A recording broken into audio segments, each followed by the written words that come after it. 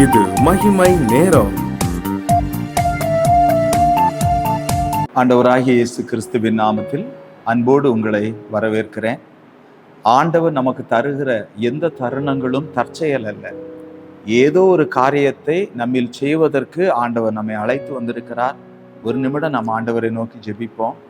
எங்கள் பரலோகத்தின் ஆண்டவரே, உம்முடைய பாதத்தில் எங்களை தாழ்த்தி நீர் விரும்புகிறதை எங்களில் செய்தருளும் என்று இயேசு கிறிஸ்துவின் நாமத்தில் ஜெபிக்கிறோம். ஜீவனுள்ள தகப்பனே, ஆமேன். அன்பானவர்களே, லூக்கா எழுதின சுவிசேஷம் 9வது அதிகாரம் 56வது வசனம். லூக்கா 9:56. மனுஷகுமாரன் மனுஷருடைய ஜீவனை அழிக்கிறதற்கல்ல, ரட்சிக்கிறதற்கே வந்தார். அன்பானவர்களே, ஆண்டவராகிய இயேசு கிறிஸ்து இந்த உலகத்தில் எதற்காக வந்தார்? அந்த நோக்கத்தை ஆண்டவர் சொல்லுகிறார். மனுஷருடைய ஜீவனை அழிக்கிறதற்கு அல்ல, ரட்சிக்கிறதற்கே வந்தார் என்று எழுதியிருக்கிறதை பாருங்கள் அன்பானவர்களே. ஏனென்றால் ஆண்டவர் நம் ஒவ்வொருவரையும் நேசிக்கிறார்.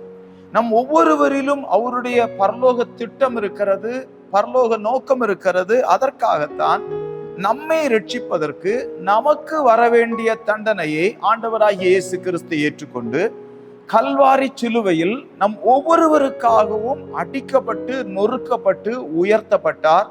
நம் ஒவ்வொருவருக்காக அவர் மரணத்தை ருசி பார்த்து மரித்து 3வது நாள் உயிரோடு கூட எழுப்பப்பட்டார். அன்பானவர்களே, உயிர்த்தெழுந்த கர்த்தராய் இன்றைக்கும் நமக்கு உதவி செய்யும்படி நமக்கு மிக சமீபித்து வந்திருக்கிறார். அன்பிற்குரியவர்களே, இங்கு ஆண்டவராகிய இயேசு கிறிஸ்துவினுடைய சீஷர்கள் இயேசு கிறிஸ்துவினிடத்திலே ஒரு விண்ணப்பம் வைக்கிறார்கள். லூக்கா 9வது அதிகாரம் 53வது வசனத்திலிருந்து படிக்கிறேன். அவர் எருசலேமுக்கு போக நோக்கமாய் இருந்தபடியினால் அவ்வூரார் அவரை ஏற்றுக்கொள்ளவில்லை.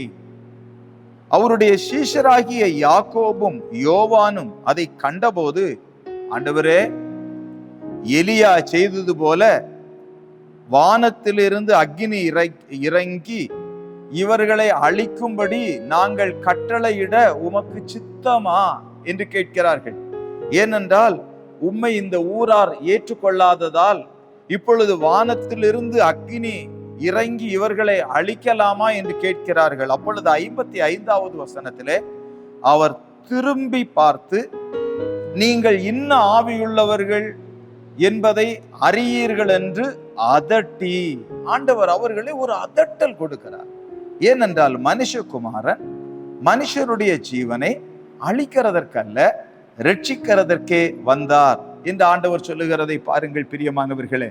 நாம் ரோமருக்கு எழுதின நிருபம் 6வது அதிகாரம் 23வது வசனத்தை படிக்கும் போது, பாவத்தின் சம்பளம் மரணம்தான், ஆனால் தேவனுடைய கிருபை வரமோ நம்முடைய கர்த்தராகிய இயேசு கிறிஸ்துவினால் உண்டான நித்திய ஜீவன். ஆகவே ஆண்டவர் நமக்கு ஒரு கிருபை வரத்தை வைத்திருக்கிறார். நாம் தகுதியற்றவர்கள் தான், ஆனால் தகுதியற்ற நம்மை தேடி இயேசு கிறிஸ்து வந்திருக்கிறார். நான் உன்னிலே ஒரு மகிமையான காரியத்தை செய்யட்டும் மகனே, நான் உன்னிலே ஒரு மகிமையான காரியத்தை செய்யட்டும் மகளே என்று நமக்கு மிக அருகில வந்து நிற்கிறார். ரோமருக்கு எழுதின நிருபம் 5வது அதிகாரம் 15-16 வசனங்களை படிக்கிறேன், கவனியுங்கள்.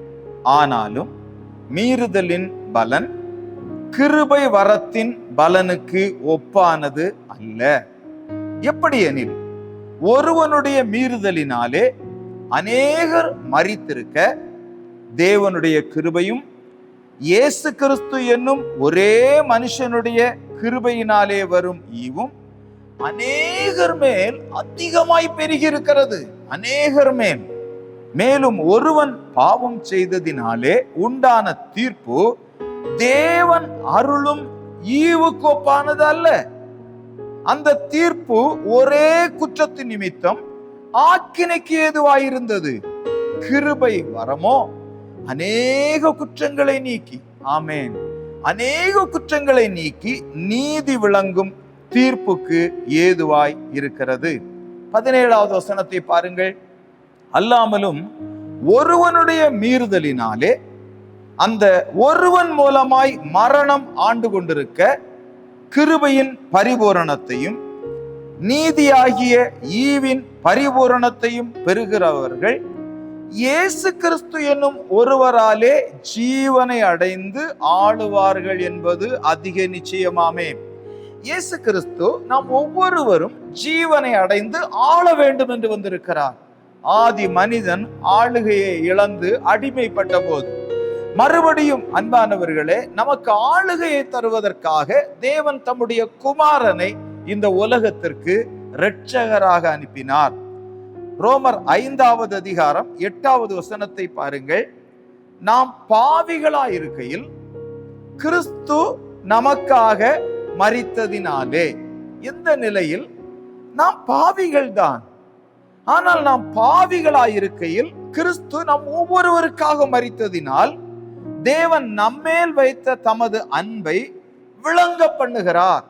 இப்படி நாம் அவருடைய இரத்தத்தினாலே நீதிமான்களாக்கப்பட்டிருக்க, இப்படி நாம் அவருடைய இரத்தத்தினாலே நீதிமான்களாக்கப்பட்டிருக்க கோபாக்கினைக்கு நீங்களாக, ஆமென், நாம் ஒவ்வொருவரையும் கோபாக்கினைக்கு நீங்களாக அவராலே இயேசு கிறிஸ்துவாலே நாம் ரட்சிக்கப்படுவது அதிக நிச்சயமாமே, அதிக நிச்சயமாமே. ரோமர் 5:10 பாருங்கள். எந்த சூழலில் அது?